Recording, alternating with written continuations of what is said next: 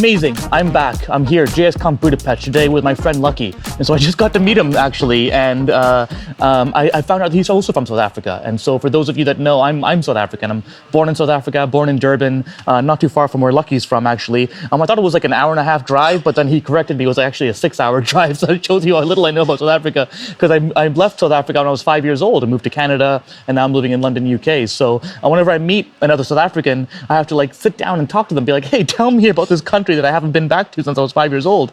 And so just speaking with Lucky, he's such an awesome guy. Gave an amazing demo yesterday. I mean, like I could hear everyone like cheering and everything from the other room from his demo. And so yeah, without further ado, I guess I'll let Lucky talk a little bit. So yeah, how are you? No, I'm good. I'm good. You should visit South Africa sometime. I've heard, everyone tells me that. South Africans, non-South Africans, everyone tells me you should go back to South Africa sometime. And I'm just like, I feel like I should, yeah. Definitely should. But I'm going to come to Joburg and visit you, though. Sure, definitely. But you should do a tour of the whole country, especially Durban, the warmest place to be. Love it. My favorite city to visit. Really? Your favorite city to visit? Absolutely. Wow. It's once a year. Not your favorite city to live in, but just your favorite city to visit. Absolutely. Don't think I'd live there, but I definitely visit it. At least once a year, I make sure I'm in Durban. Wow. So you've been there more recently than I have, because I haven't been there since 1995. So. Absolutely. I'm planning on going there in probably about 3 weeks again. Wow. Okay. Amazing. So, I guess, yeah, tell me a bit about South Africa. So, I mean, the very few things I know about South Africa is there's a thing called bunny chow, okay, which everyone seems to like rave about. Like, what the heck is a bunny chow? Good question. Bunny chow is a sandwich. So it's a quarter of a loaf, right? And then you sort of cut so out. like a bread loaf, a quarter of a loaf of bread. Okay. Yes, so a quarter of a bunny chow might actually even be half of it, right? Half of a loaf of bread. Okay, wow. It depends how hungry you are. Yeah, and where you buy it and where you actually buy it. But so picture this loaf of bread, you take a quarter of it, then you empty out the contents of it. So you remove the center part and you fill it with mash and curry and mince and all of this juicy goodness that is Durban cuisine. Then you put back that tiny piece of the bread that you removed, just put it back on top, and that's a bunny chow. Oh wow, that sounds amazing. Need to have one of these now. And then there's another one. So essentially, there's myself and there's also my sister. And so growing up, we were told there's something called cook sisters. And so I'm just like, I don't really want to cook my sister, but apparently it's some sort of like pastry or something. Like what's a cook sister? It's more. Am I even pronouncing it properly? Cook sister. Cook sister. So so. Try saying it in an Afrikaans or Dutch accent, right? So it's cook sister. Cook sister. Yeah. Yes. It's an Afrikaans word, but it's almost like a donut, right? Really? Oh wow. So yeah, it's a pastry, sweet. Yeah, it's delicious. Delicious. I don't really eat it a lot, but it's become a South African dish. Definitely. Wow. So those are the only two things I know about South African cuisine is basically people eat bunnies and sisters, and that's just South Africa for you. You should definitely visit so that you can eat pub. Some what? Pub. A pub. P-A-P. I go to the pub all the time in the UK, mate. P-A-P. Pub. A pap. See, you really need to visit so that we can fix the way that you speak as well. We need to harden your tongue a bit. So and what's that? So pap is maize meal. What? Maize meal. Maize meal. My goodness. Let's see, how do I explain this? So like in the UK, there's a prime minister called Theresa May. No. And so if she ate these paps, then that would explain a lot. So you take corn, right? You dry it, you ground it, you turn it into this fine powder. Okay. And then that's the powder that we then use to cook this thing. So it comes out looking like slightly hardened mash, but it's actually made from maize. Oh, wow. That's why we call it maize meal. And then, maize, like M-A-I-Z-E meal. Correct. Oh, okay, Yeah. Gotcha. And then I would assume it's also gluten-free by default because it's made from maize. I guess so. I don't think that's ever a concern, or that's ever been a concern. So I don't think they even advertise it as gluten-free. You might have just started a new marketing campaign in South Africa. But it's effectively a base starch. So you would either cook your meal with rice or cook it with pap. those are the two main starches. Oh, I see. As Interesting. the base of your meal. Well, rice is also gluten-free, so. So I guess so. There you go. There you go. There you go. If you're a celiac or gluten-free, South Africa is your place apparently. But don't eat the bunnies. Don't eat the bunnies. Don't eat the sisters. Those are definitely got gluten in them. Well, amazing, dude. Well, yeah, it's lovely to meet you and lovely to get to talk to you. I mean, like you're a lovely guy, and so I'm just really happy to kind of meet another South African, especially such a lovely South African too. And so. Unfortunately, I missed your talk yesterday. Cool. And I'm not sure if you saw it either, like the viewers, if you saw it. But like, put a link to the talk here. We'll definitely put a link to the talk below. But like, can you describe it for? Like, there was a drone, there were bananas. Like, what the heck is what is going on? It is the most stressful talk I've ever done. So effectively, I believe in the power of the browser. I think everyone should stop building apps. Not really everyone, but most people don't need apps. They just need a website or a web app.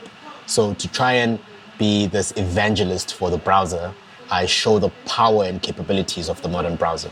So what I did yesterday is that I spoke about this passion, and then I flew a drone in the room and I controlled it with bananas to show that I can build my own controller, connect to my computer via USB, and write code that can communicate with the browser and communicate with the drone without needing a native app. I also did another demo where I used hand gestures. So I had a small camera on the table and I waved my hand around, and I wrote some code where the camera was monitoring the positioning of my hand.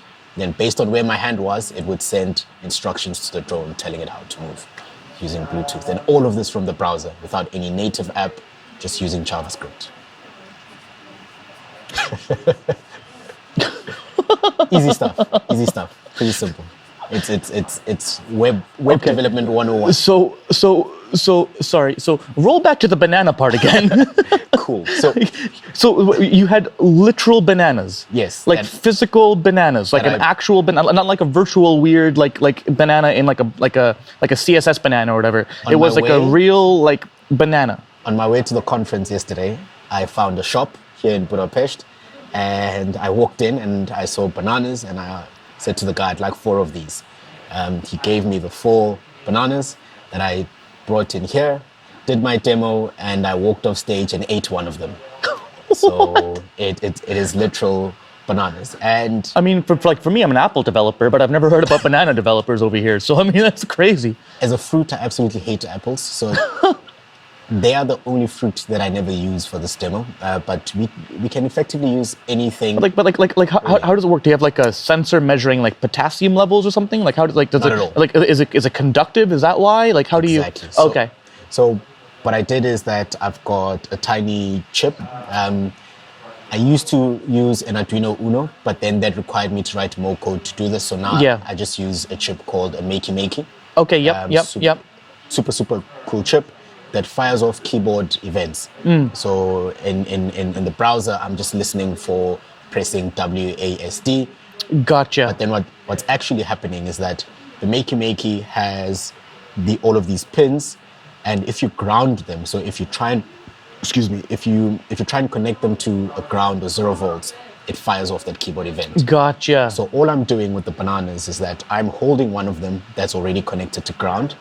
And as I touch the other bananas that are connected to the other pins, I'm closing the circuit. Oh my goodness. Which means that the current now flows through me, through the bananas, because humans are also conductive, right? Because we're made of water. Yeah. Right? And water it's a bad conductor, but it's conductive. All organic matter has water in it. Oh my goodness. So we can use absolutely anything that has water in it, really. And the banana can be replaced with, I don't know, a piece of chicken, can be replaced with a peach, a pear, anything that can conduct electricity. I actually don't even need the fruit. When I test, I don't use the fruit. I just touch the wires. Yeah.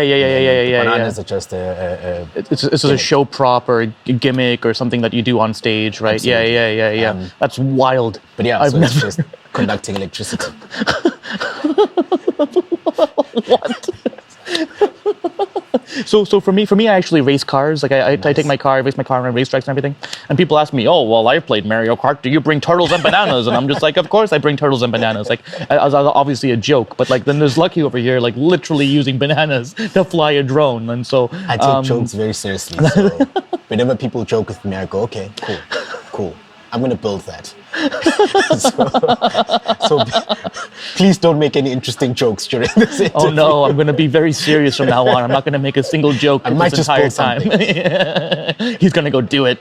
But oh my God, that's amazing. That's wild. Like now I can understand why everyone, I could hear cheers and like clapping and everything from a whole different room. Because basically this whole time while I've been here, I've been talking to lovely people, doing interviews and everything. So I've mainly been outside the main stage area, which is where we're filming this right now. Actually, we're filming this on the stage right now. So unfortunately, I didn't actually see the talk, but I could hear the response and everything, and now I can understand why, because that just sounds absolutely wild. That sounds bananas, and so that sounds absolutely wild. That's awesome, dude. But I mean, obviously, you don't just sit around all day making bananas fly drones. You do other things in your time. So you're from Joburg. I think you were saying you do a bunch of community type of events in Joburg. Yeah. So I work as a software engineer, but the department that I work in we're very uniquely positioned. I think our organization is the only one that has a dedicated team that does this. But we do research and development, but we also do teaching. So we train everyone else in the company, and especially the juniors. But we also drive the company's initiative in developing the software community in South Africa, or their contribution there. So we support meetups. I'm a co-organizer of a meetup, a monthly meetup called Jozi.js. Nice. And we also started something called Soweto.js just before the pandemic. And Soweto is? Soweto is the biggest township in South Africa. Is that where Joburg is? It's right on just outside Joburg. So, okay. So it's still considered to be part of the Joburg region. It's like a suburb, or like how would you describe it? So, historical context. Johannesburg was a very small mining town, and then as it became affluent, the apartheid government decided that we're going to move all of the people based on their race to different parts of the region.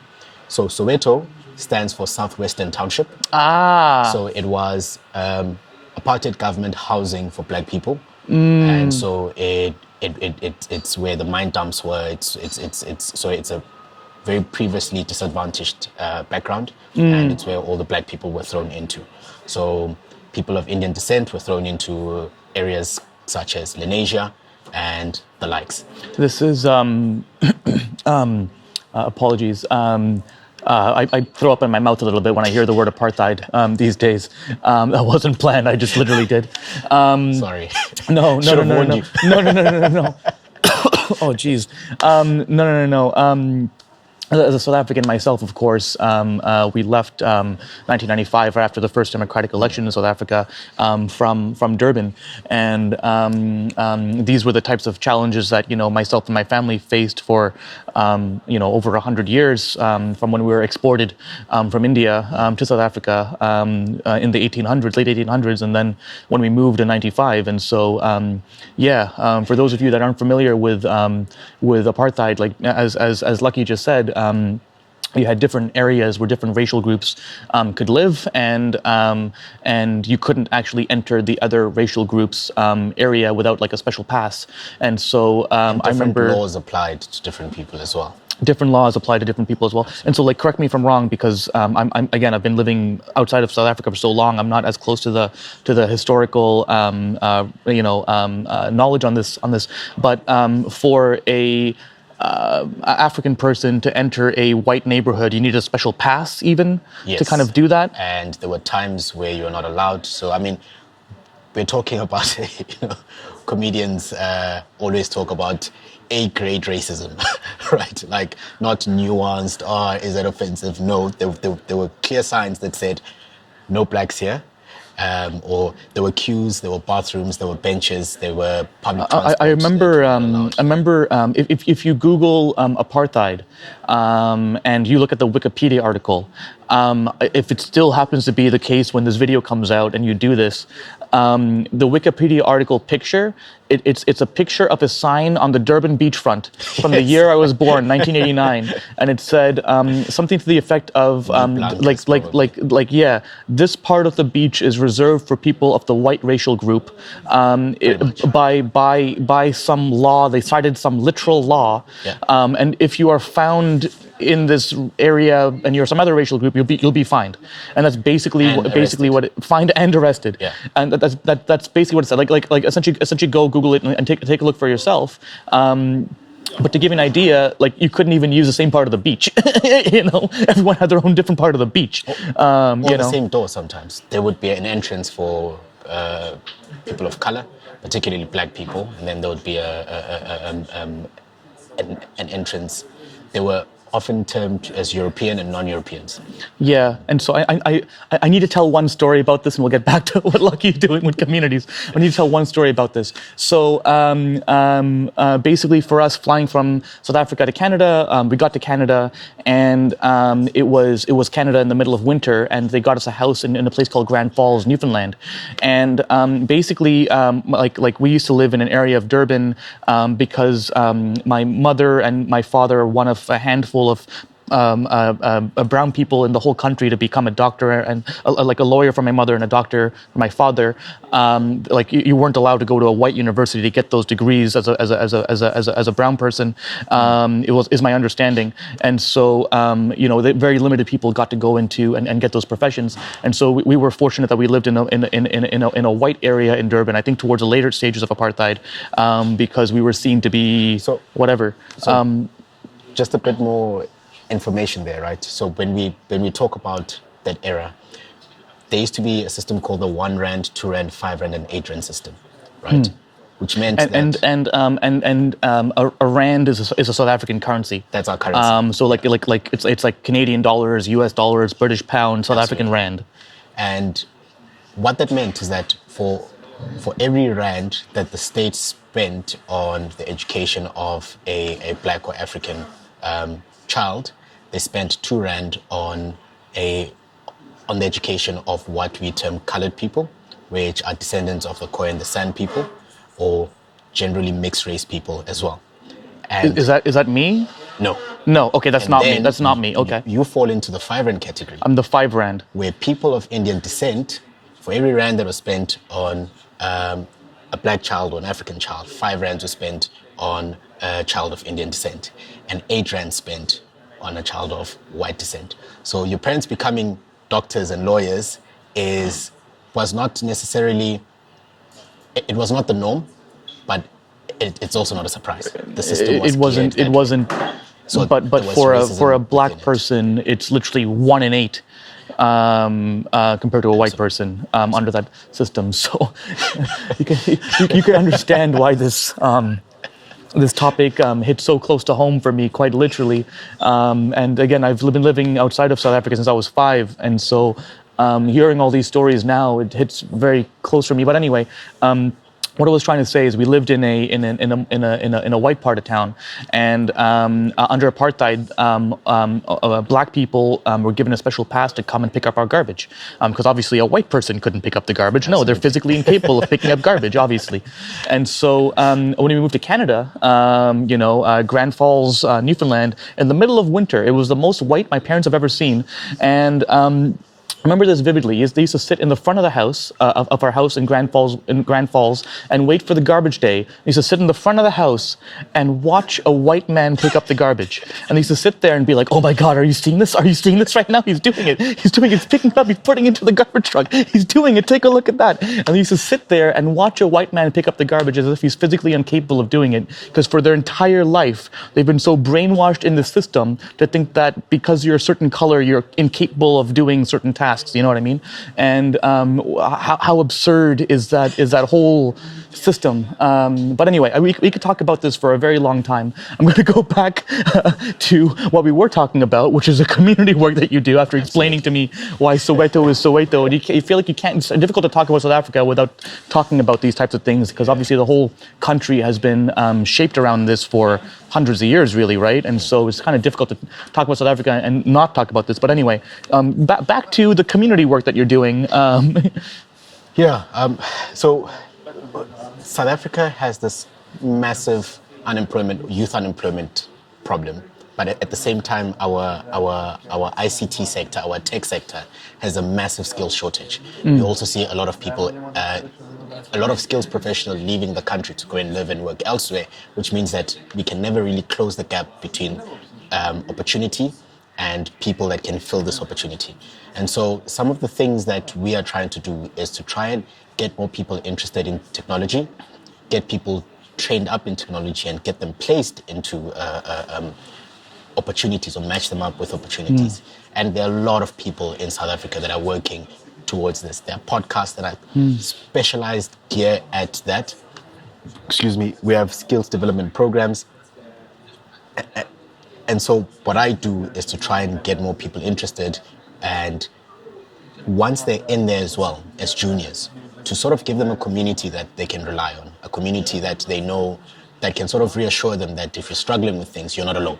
Which is why I do these ridiculous talks, it's just, where everything goes wrong, so that other people can also relate to it, that things in tech don't always go perfectly. We don't always have the answers, but we just need to persevere. And with Soweto.js, what we're trying to do is to also decentralize this idea of technology. Because if you go to a tech meetup in Johannesburg, despite the country being largely black, you don't see the representation of the country in the tech industry. All of the tech companies are still predominantly white men, and it's not representative of the country. There's a reason for it, there's historical context to it, but I think as an industry, we are also gearing towards changing that.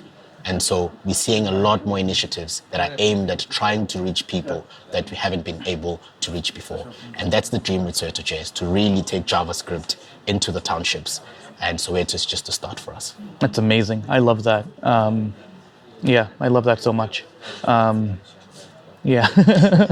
And that's awesome, dude. I'm really happy you're doing that. And of course, that's why we also do this on YouTube through Guild as well, is to highlight people and show, you are a person at the end of the day. So, and we all have these same concerns as people, right? And so I think tech is one of those unique industries where, you can really just give someone a laptop, and as long as they have access to a computer, they can really learn and figure it out. You know what I mean? And like they can learn, they can iterate, obviously with support networks like what you're doing over there in the community. You can kind of learn through the community, just trial and error, give talks, learn from each other, talk to each other, and start building and developing that community and kind of getting that knowledge over time to really elevate everyone in the community. Like I've always said, community is one of those unique positive feedback loops in reality where an individual elevates the community elevates the individuals within it, and there's a beautiful positive feedback loop there that keeps growing and growing and growing. It really takes that initial spark, to kind of get it going, and those organizers all around the world to kind of keep it going. And so that's amazing that you're doing that over there in Joburg. So you mentioned it's your first time in Europe. So tell me more about that. Like how come you haven't come before? Like, why is this your first time? I've gotten that question quite a few times. People seem to be shocked that it's my first time in Europe, but like, I had no reason to come to Europe before this conference, right? So, and that's a very interesting question, but it's the truth. Up until this point, I've had no reason apart from tourism to come here. In fact, I've only ever been outside of Southern Africa once, to go and do some work in India for a week, and that's about it. Wow. I think also the idea of traveling between countries is probably more prevalent here in Europe specifically because of how small and close all the countries are together. Yeah. Right? Whereas in South Africa, there's so much traveling to do and so much to see that we can do all of it. Well, I asked Lucky, because I haven't been to South Africa since I was 5 years old. Like you're from Joburg. Oh, like Durban's only like an hour and a half drive from there, and he just laughed at me. It's just like, no, it's a 6-hour drive. Yeah. And so in Europe, you can drive for 6 hours, and you're in a whole other country. You could drive in like multiple directions, and you could like pick 5 different countries you want to drive to. Someone was telling me in like Joburg, what you drive for 6 hours, you're still in South Africa, right? Like in all different directions, right? And so someone was telling me that they can catch a 20-minute train or an hour train and be in another country, and it's just mind-blowing to me, right? I'm between Joburg and Cape Town, you're looking at a 12-hour drive, right? By train, it'll probably take me an entire day just to get there. And it's such a diverse country, not just in people, but also of the landscape, of the things that you can do. We are almost fully surrounded by gorgeous beaches, different climates, different weathers, different experiences. I mean, the differences between Cape Town and Johannesburg are so vast that going to Cape Town is an experience on its own for someone from Joburg. So I think there's a lot of value and there's a lot that we get from touring South Africa itself.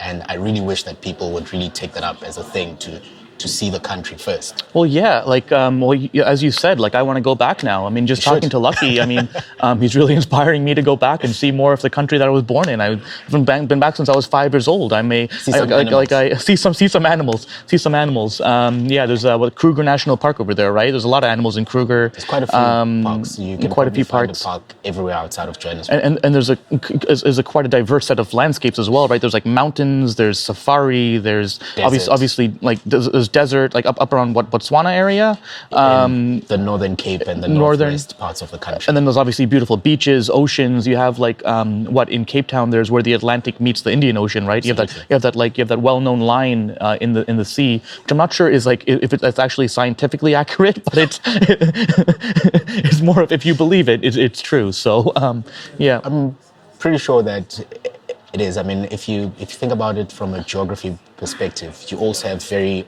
opposite currents. So you have the warm Mozambican current on the right-hand side that's bringing warmer waters, and you have the cold current from the bottom left-hand corner. So you're bound to see that clear separation in temperature and in the ecosystems of the water as well. Amazing. Well, I think they're going to get started now for the next set of the conference in about 10 minutes or so. So, yeah, if there's one thing you want to say, what is it? So the conference and communities you organize are, what you said, Soweto.js? Jozi.js is the Jozi.js? Yep, and you do a conference as well? That's an internal company company conference. So you can't go to that one unless you join Lucky and go work where he works. But actually, yes, you should do that. Come join us. We're building an army of developers. But you can definitely catch our conference talks on YouTube, on a channel called BBD Software. You can check out all of our conference talks there. And the next time you're in South Africa, go say hi to Lucky. He's over in Joburg. Go attend one of his events. First thing is come to South Africa. Come and see this gorgeous country. And yeah, definitely. Looking forward to it, buddy. Well, yeah, good to talk to you. It's been a pleasure. Always good to see another South African. We'll see you soon. Bye now. Cool.